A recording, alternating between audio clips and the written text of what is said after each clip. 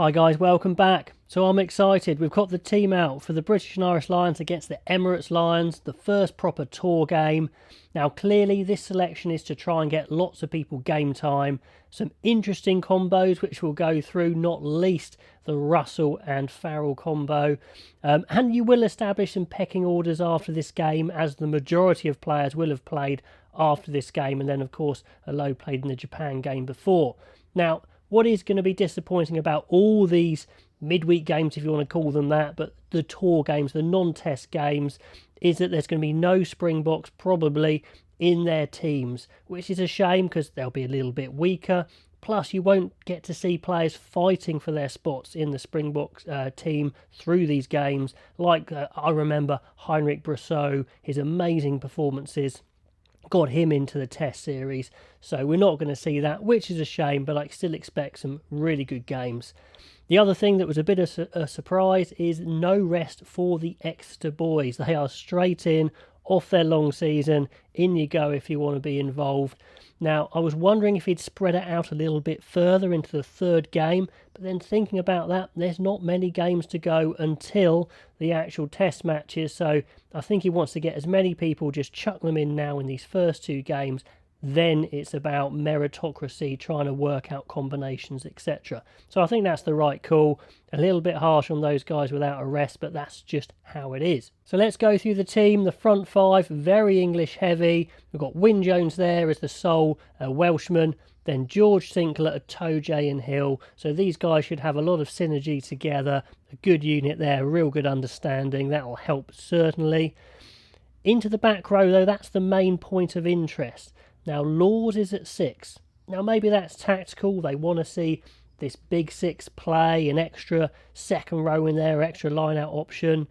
Although, what's happened to Curry? He's not in this side at all. Is it that he's got a slight injury from training? Is it that he's such an out-and-out 7 that they want to save him to the third game? I don't know. Let me know if you've got the inside track on that. I couldn't find that. Hamish Watson gets his start. He was meant to start last week, so that's great for him.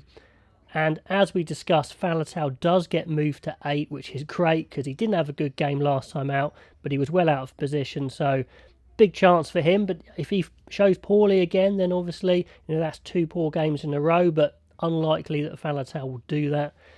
Price gets his start alongside Russell, so that makes sense. You've got the Scottish combination there. And then at 13, you've got another Scot in Harris, and you've got Hogg at fullback. So, in the pack, you've got a bit of an English influence, and in the backs, you've got a bit of a Scottish influence with some guys in and around. The most notable is Owen Farrell at 12.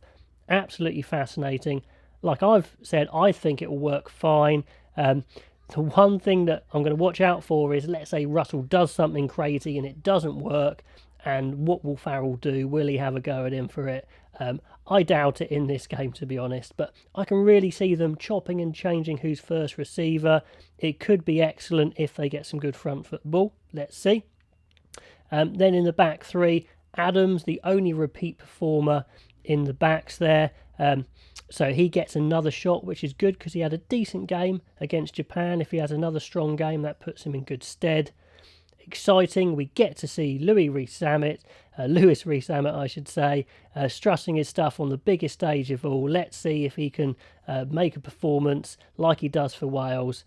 And 15 is Hogg, who is also the captain, which I've got no problem with. He captains his country, not a problem, but Farrell is also captaining his country, and he's a bit further in, closer to the action. You would think it's maybe a bit easier to captain from 12, but whatever, it's not a biggie, to be honest. Looking at the replacements, Luke Cowan-Dickie, the replacement hooker, must have passed his concussion protocol, which is a bit strange because it looked pretty bad against Exeter.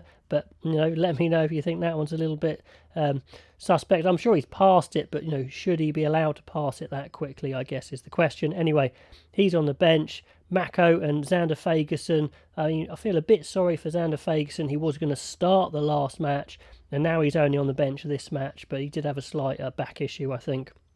Henderson covering second row. Not that they're short of second rows, to be honest.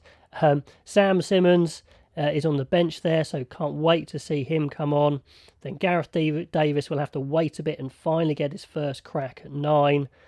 Aki covering the centres, and Daly looks like he's covering the back three, but it's a little bit strange because Daly's down as a centre, but then they've gone for another centre on the bench. Maybe that's just how it worked with getting everyone game time. Will we see Daly in the back three or at 13?